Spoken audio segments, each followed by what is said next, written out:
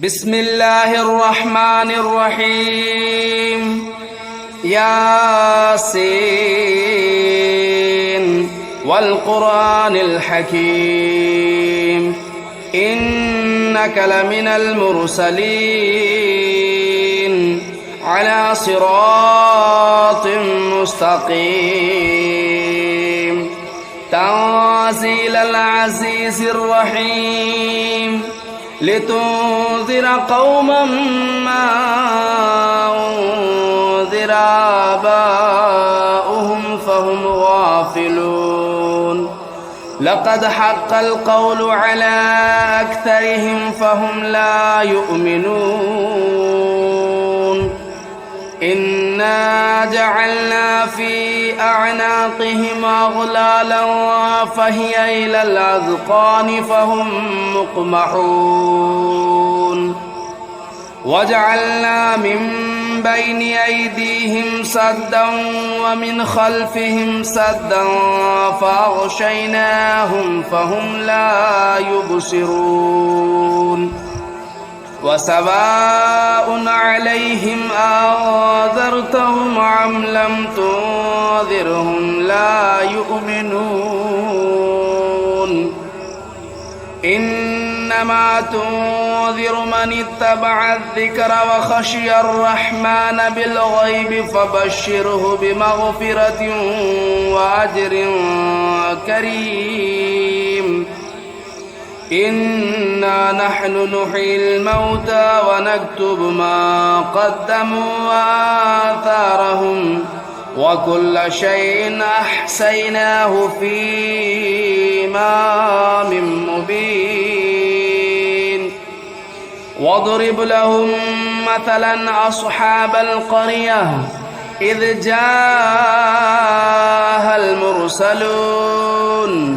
إذا أرسلنا إليهم اثنين فكذبوهما فعززنا بثالث فقالوا إنا إليكم مرسلون قالوا ما أنتم إلا بشر مثلنا وما أنزل الرحمن من شيء إن أنتم إلا تكذبون قالوا ربنا يعلم إنا إليكم لمرسلون وما علينا إلا البلاغ المبين قالوا إنا تطيرنا بكم لئن لم تنتهوا لنرجمنكم وليمسنكم منا عذاب أليم قالوا طائركم معكم أئن ذكرتم بل أنتم قوم مسرفون وجاء من أقصى المدينة رجل يسعى قال يا قوم اتبعوا المرسلين اتبعوا من لا يسألكم أجرا وهم مهتدون وما لي لا أعبد الذي فطرني وإليه ترجعون أتخذ من دونه آلهة إن يردني الرحمن بضر لا تغن عني شفاعتهم شيئا ولا ينقذون إني إذا لفي ضلال مبين إني آمنت بربكم فاسمعون قيل ادخل الجنة قال يا ليت قومي يعلمون بما غفر لي ربي وجعلني من المكرمين وما أنزلنا على قومه من بعده من جود من السماء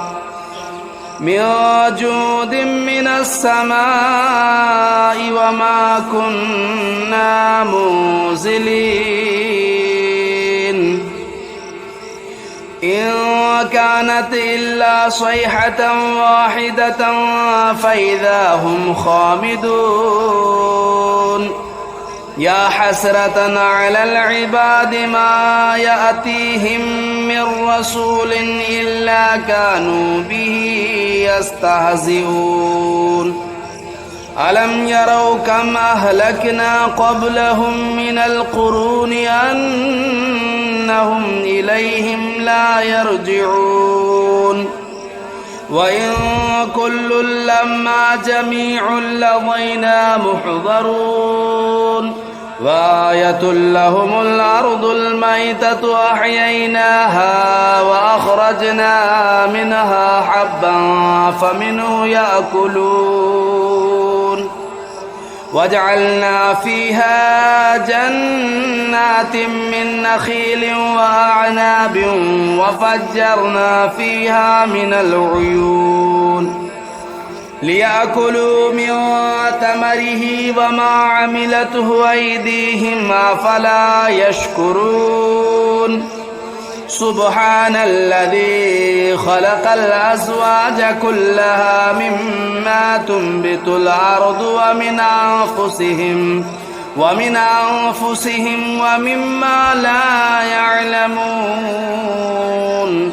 وآية لهم الليل نسلخ منه النهار فإذا هم مظلمون والشمس تجري لمستقر لها ذلك تقدير العزيز العليم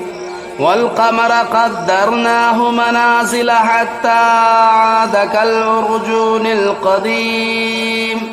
لا الشمس ينبغي لها أن تدرك القمر ولا الليل سابق النهار وكل في فلك يسبحون وآية لهم أنا حملنا ذريتهم في الفلك المشحون وخلقنا لهم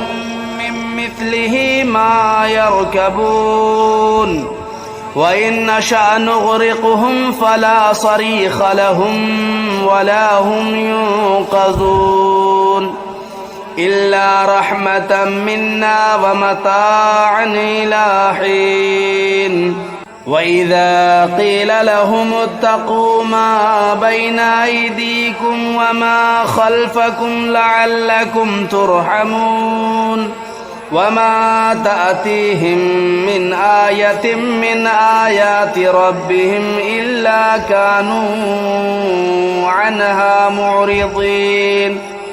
وإذا قيل لهم أنفقوا مما رزقكم الله قال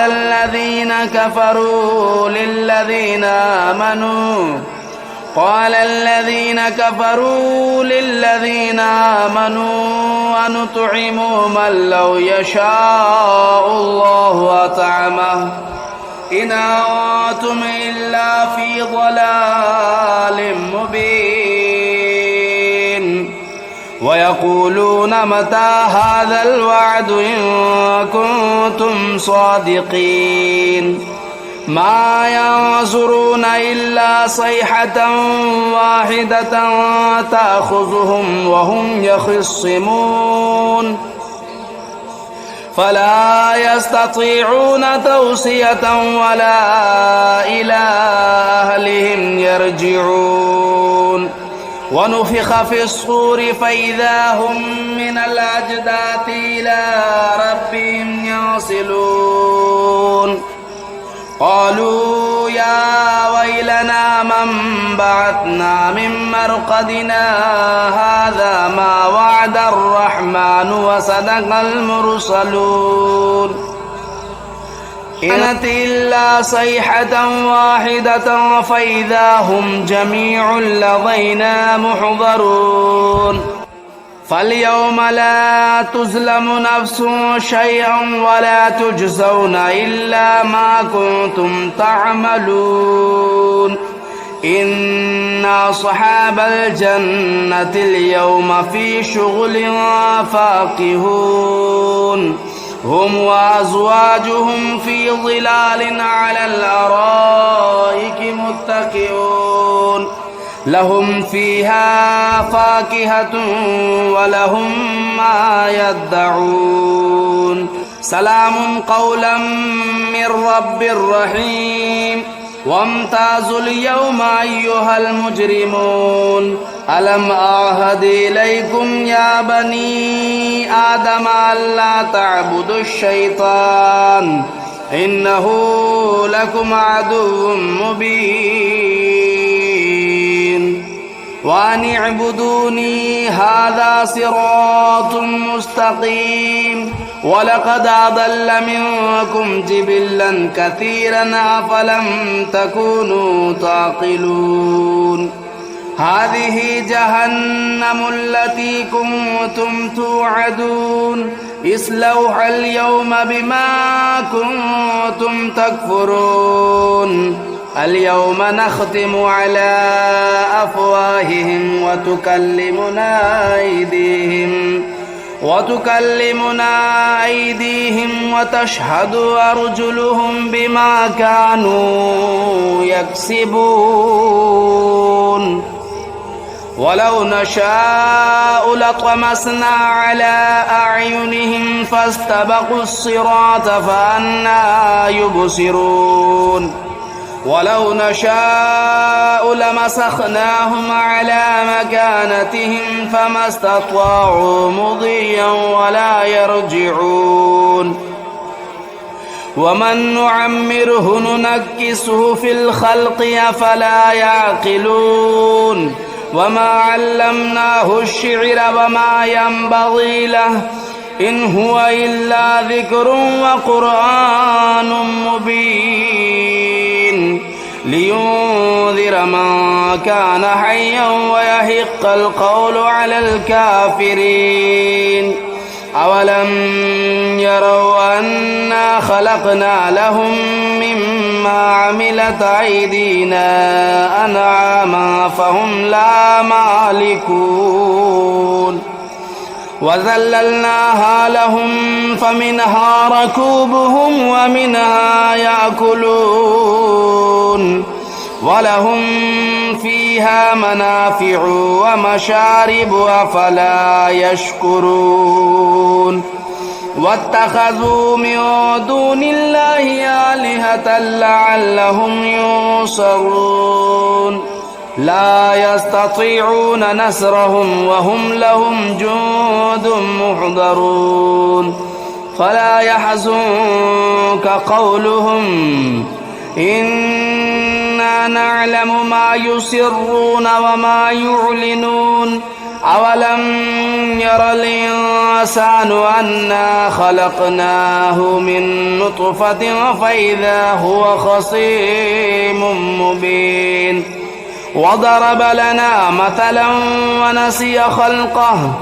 قال من يحيي العظام وهي رميم قل يحييها الذي أنشأها أول مرة وهو بكل خلق عليم الذي جعل لكم من الشجر الأخضر نارا فإذا أنتم منه توقدون أوليس الذي خلق السماوات والأرض بقادر على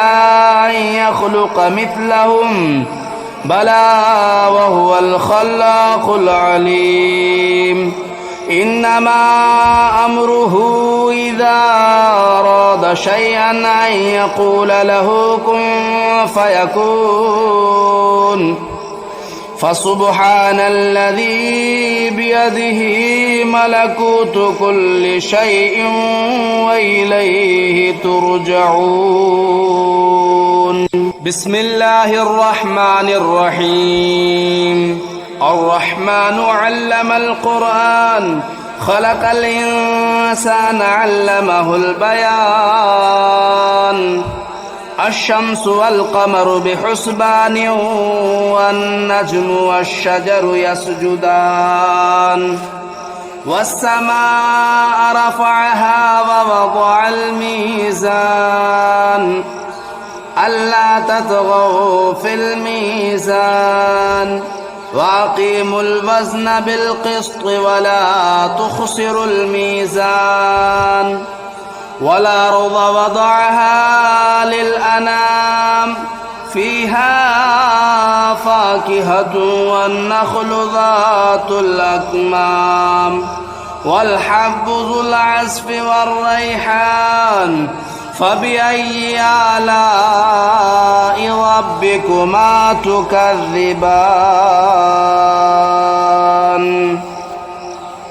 خلق الإنسان من صلصال كالفخار وخلق الجان من مارج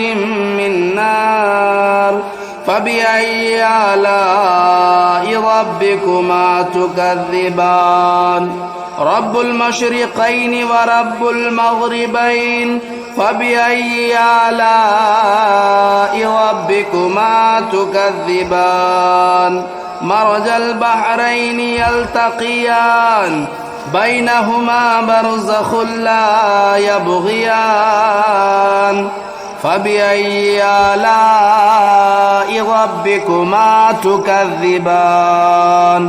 يخرج منهما اللؤلؤ والمرجان فبأي آلاء ربكما تكذبان وله الجوار المنشآت في البحر كالأعلام فبأي آلاء ربكما تكذبان كل من عليها فان ويبقى وجه ربك ذو الجلال والإكرام فبأي آلاء ربكما تكذبان يسأله من في السماوات والأرض كل يوم هو في شأن فبأي آلاء ربكما تكذبان سنفرغ لكم أيها الثقلان فبأي آلاء ربكما تكذبان يا معشر الجن والإنس إن استطعتم أن تنفذوا من أقطار السماوات والأرض فانفذوا لا تنفذون إلا بسلطان فبأي آلاء ربكما تكذبان يرسل عليكما شواظ من نار ونحاس فلا تنتصران فبأي آلاء ربكما تكذبان فإذا انشقت السماء فكانت وردة كالدهان فبأي آلاء ربكما تكذبان فيومئذ لا يسأل عن ذنبه إنس ولا جان فبأي آلاء ربكما تكذبان يعرف المجرمون بسيماهم فيؤخذوا بالنواصي والأقدام فبأي آلاء ربكما تكذبان هذه جهنم التي يكذب بها المجرمون يطوفون بينها وبين حميم آن فبأي آلاء ربكما تكذبان ولمن خاف مقام ربه جنتان فبأي آلاء ربكما تكذبان ذواتا أفنان فبأي آلاء ربكما تكذبان فيهما عينان تجريان فبأي آلاء ربكما تكذبان فيهما من كل فاكهة زوجان فبأي آلاء ربكما تكذبان متكئين على فرش بطائنها من استبرق وجنى الجنتين دان فبأي آلاء ربكما تكذبان فيهن قاصرات الطرف لم يطمثهن إنس قبلهم ولا جان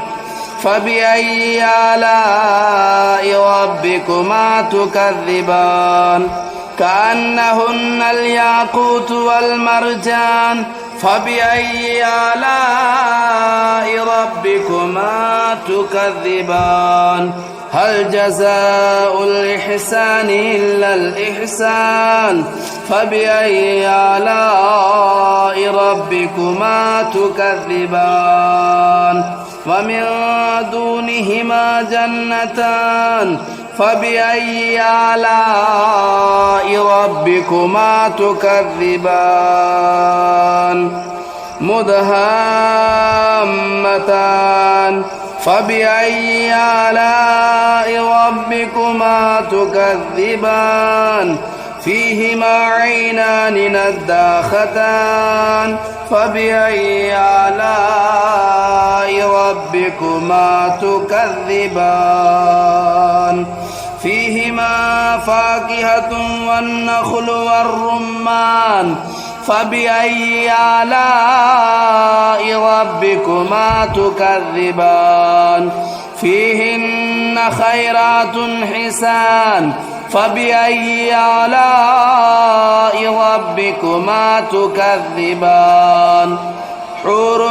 مقصورات في الخيام فبأي آلاء ربكما تكذبان لم يطمثهن إنس قبلهم ولا جان فبأي آلاء ربكما تكذبان متكئين على رفرف خضر وبقري حسان فبأي آلاء ربكما تكذبان تبارك اسم ربك ذو الجلال والإكرام بسم الله الرحمن الرحيم تبارك الذي بيده الملك وهو على كل شيء قدير الذي خلق الموت والحياة ليبلوكم أيكم أحسن عملا وهو العزيز الغفور الذي خلق 7 سماوات طباقا ما ترى في خلق الرحمن من تفاؤت فارجع البصر هل ترى من فتور ثم ارجع البصر كرتين ينقلب إليك البصر خاسئا وهو حسير ولقد زينا السماء الدنيا بمصابيح وجعلناها رجوما للشياطين وأعتدنا لهم عذاب السعير وللذين كفروا بربهم عذاب جهنم وبئس المصير إذا ألقوا فيها سمعوا لها شهيقا وهي تفور تكاد تميز من الغيظ كلما ألقي فيها فوج سألهم خزنتها لم يأتكم نذير قالوا بلى قد جاءنا نذير فكذبنا وقلنا ما نزل الله من شيء إن أنتم إلا في ضلال كبير وقالوا لو كنا نسمع أو نعقل ما كنا في أصحاب السعير فاعترفوا بذنبهم فسحقا لأصحاب السعير إن الذين يخشون ربهم بالغيب لهم مغفرة وأجر كبير وأسروا قولكم أو اجهروا به إنه عليم بذات الصدور ألا يعلم من خلق وهو اللطيف الخبير هو الذي جعل لكم الأرض ذلولا فامشوا في مناكبها وكلوا من رزقه وإليه النشور أأمنتم من في السماء أن يخسف بكم الأرض فإذا هي تمور أم أمنتم من في السماء أن يرسل عليكم حاصبا فستعلمون كيف نذير ولقد كذب الذين من قبلهم فكيف كان نكير أولم يروا إلى الطير فوقهم صافات ويقبضن ما يمسكهن إلا الرحمن إنه بكل شيء بصير أمن هذا الذي هو جند لكم ينصركم من دون الرحمن إن الكافرون إلا في غرور أمن هذا الذي يرزقكم إن أمسك رزقه بل لجوا في عتو ونفور أفمن يمشي مكبا على وجهه أهدى أمن يمشي سويا على صراط مستقيم قل هو الذي أنشأكم وجعل لكم السمع والأبصار والأفئدة قليلا ما تشكرون قل هو الذي ذرأكم في الأرض وإليه تهشرون ويقولون متى هذا الوعد إن كنتم صادقين قل إنما العلم عند الله وإنما أنا نذير مبين فلما رأوه زلفة سيئت وجوه الذين كفروا وقيل هذا الذي كنتم به تدعون قل أرأيتم إن أهلكني الله ومن معي أو رحمنا فمن يجير الكافرين من عذاب أليم قل هو الرحمن آمنا به وعليه توكلنا فستعلمون من هو في ضلال مبين قل أرأيتم إن أصبح ماؤكم غورا فمن يأتيكم بماء معين